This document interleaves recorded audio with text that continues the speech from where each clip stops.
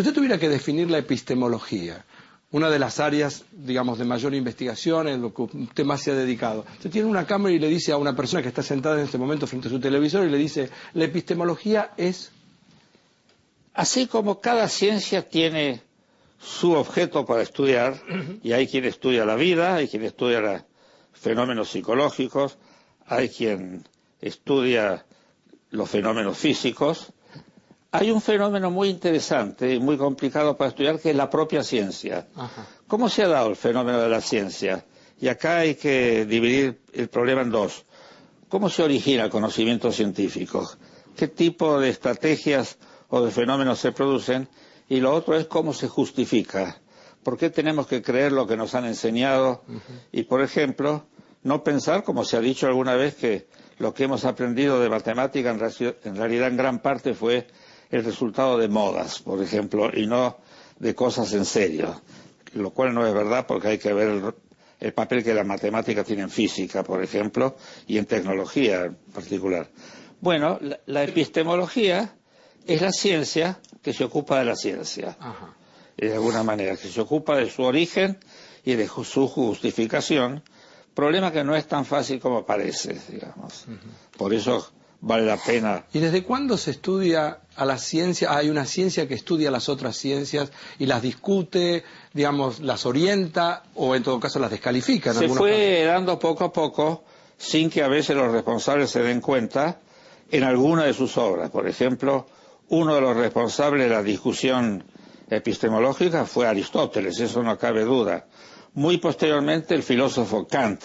Y después ya gente como Bertrand Russell, por ejemplo, que fue uno de los principales especialistas en el tema, pero ahora ya la cosa se ha expandido tanto que las revistas de epistemología y los artículos de epistemología están a miles. Ahora, ¿qué objeto de estudio cobró estatura y sin embargo la epistemología le dijo no, esto no es una ciencia aunque presuma de tal? O sea, si yo tuviera que dar un ejemplo. Bueno, todavía en realidad el problema que hay es que esos casos están en controversia. Hay quien dice que sí y hay quien dice que no.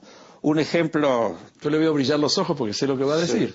Sí. Dígalo. Uno de los ejemplos típicos es el psicoanálisis. Porque efectivamente... Yo noté acá, ¿qué hizo? Uno toma a Mario Bunge, que es uno de los principales epistemólogos del mundo en este momento, y dirá que el psicoanálisis es una charlatanería. Y después encontrará usted alguna gente, entre los cuales yo me encuentro. Le iba a preguntar dónde estaba ubicado usted. No, en la esfera opuesta.